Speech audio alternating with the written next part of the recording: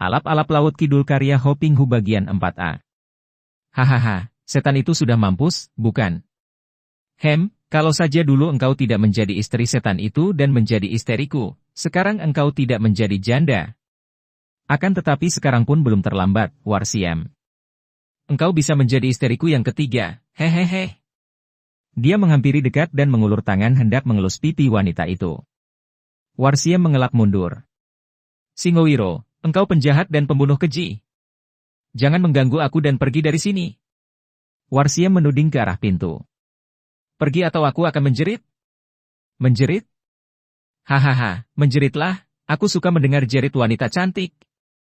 Kata Singowiro dan kembali tangannya meraih ke depan. Warsiem mengelak, akan tetapi tangannya dapat ditangkap. Singowiro menyambar dengan tangan kirinya dan kini kedua pergelangan tangan Warsiem telah dipegangnya. Hehehe, hayolah manis. Engkau sudah ditinggalkan mati suamimu, tentu kesepian. Hayo kita bersenang-senang sebentar.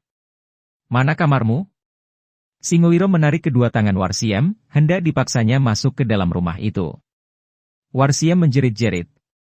Dua orang kawan Singowiro terkekeh-kekeh dan menganggap adegan itu lucu sekali. Tolong! Tolong geg! Aji! Tolong! Warsiem menjerit-jerit dan hendak bertahan agar jangan terseret. Akan tetapi ia kalah tenaga. Akan tetapi sebelum Warsiem terseret sampai ke dalam rumah, dua orang kawan Singowiro menghampiri. Kang Singo, jangan di sini. Kalau orang-orang datang, kan repot? Lebih baik dibawa saja perempuan ini dan dibawa pulang. Di sana engkau kan lebih leluasa dapat bersenang-senang dengannya sepuas hatimu. Mendengar peringatan kawannya ini, Singowiro sadar. Benar juga kalian. Setelah berkata demikian, dengan ringan dan mudah dia mengangkat dan memanggul tubuh Warsiem dan memegangi dua pergelangan tangan wanita itu dengan satu tangan saja. Mari kita pergi dari sini. Kata Singowiro dan mereka bertiga cepat berlari keluar tanpa memperdulikan Warsiem yang meronta-ronta dan menjerit-jerit. Pada saat itu para pria hampir semua meninggalkan dusun dan bekerja di sawah ladang atau di laut, maka yang berada di dusun hanyalah kaum wanita dan kanak-kanak. Tentu saja mereka hanya kebingungan bahkan ketakutan mendengar jeritan Warsiem, tidak berani keluar rumah, apalagi melihat apa yang terjadi. Karena itu, dengan leluasa Singowiro dan dua orang kawannya melarikan diri keluar dari dusun Gampingan. Setelah tiba di tempat yang cukup jauh dari Dudun Gampingan, mereka berhenti dan dua orang kawan Singowiro itu berkata kepadanya. Nah, sekarang kita berpisah, Kang Singo. Bawalah pengantinmu itu pulang dan bersenang-senanglah. Kami tidak mau mengganggumu. Besok saja kita bertemu lagi di rumahmu, kami akan datang berkunjung dan memberi selamat kepada sepasang pengantin. Singowiro terkekeh. Baiklah, sekarang tidak akan ada yang berani mengganggu lagi. Terima kasih, kawan-kawan. Sampai besok. Dia lalu melangkah lebar memasuki jalan berbukit dan dua orang kawannya mengambil jalan lain. Warsiem tidak hentinya meronta dan menjerit-jerit sampai suaranya menjadi parau, akan tetapi Singowiro bahkan merasa senang sekali karena tubuh wanita itu bergerak-gerak di atas pundaknya. Ratap tangis dan jerit wanita bagaikan nyanyian merdu dan janji-janji mesra dan muluk memasuki telinganya. Tiba-tiba saja, Singowiro merasa pundaknya dan tangannya yang memegang kedua pergelangan tangan Warsiem seperti lumpuh dan wanita itu sudah terlepas dari pondongannya. Wanita yang tadi dipondongnya itu seperti melompat ke belakang, maka cepat dia memutar tubuh. Warsiem telah berdiri dengan ketakutan, dan di dekatnya berdiri seorang pria tua renta yang rambutnya sudah hampir putih semua. Laki-laki tua itu berusia lanjut, tentu kurang lebih 80 tahun, tubuhnya jangkung kurus, akan tetapi berdirinya masih tegak. Bukan hanya rambutnya yang putih, juga sedikit kumis dan jenggotnya sudah putih. Sepasang matanya bersinar lembut sekali penuh kesabaran dan pengertian. Bajunya lurik penuh tambalan, terbuka di bagian dada. Celananya dari kain tebal berwarna kekuningan yang sudah lusuh pula. Kedua kakinya telanjang dan dia memegang sebatang tongkat kayu sederhana. Singowiro dapat menduga bahwa tentu kakek ini yang tadi telah membebaskan Warsiem dari pundaknya, akan tetapi dia sungguh tidak mengerti bagaimana caranya dan sukar dipercaya bahwa kakek yang tampak begini lemah, seolah tertiup angin pun akan roboh, dapat membebaskan Warsiem dari panggulannya. Hei, kakek tua Bangka Pikun.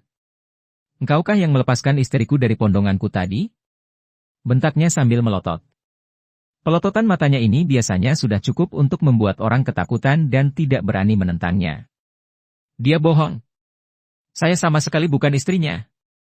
Dia malah menculik saya dan hendak memaksa saya menjadi istrinya yang ketiga. Teriak Warsiem. Kisanak, sadarlah bahwa berbuat jahat sama dengan menanam benih beracun dan kelak Andika sendirilah yang akan memetik buahnya yang beracun juga. Sadarlah sebelum terlanjur. Kata kakek itu, suaranya lembut dan ramah. Babo-babo, tua bangka busuk. Jangan mencampuri urusanku. Minggat kau. Bentak Singuiro marah. Akan tetapi kakek itu berdiri tegak dengan tangan kiri di belakang pinggul dan tangan kanan memegangi tongkat yang ditekankan ke atas tanah. Kisanak, semoga Gusti Allah mengampunimu. Kata pula kakek itu. Jahanam, engkau sudah bosan hidup. Bentak Singuiro dengan marah sekali. Warsiem merasa ngeri. Ia meremas-remas tangan sendiri di depan dadanya, merasa khawatir sekali akan keselamatan kakek yang tua renta itu. Ngeri hatinya menyaksikan wajah yang tua itu dihancurkan Singuiro yang kuat dan kejam. Singuiro sudah tak dapat menahan kemarahannya lagi dan dia menghantam dengan kepalan tangan kanannya ke arah muka tua itu. Wus! Pukulan itu menyambar ke arah muka kakek itu dan Warsiem memejamkan matanya, tidak tahan melihat muka itu dipukul.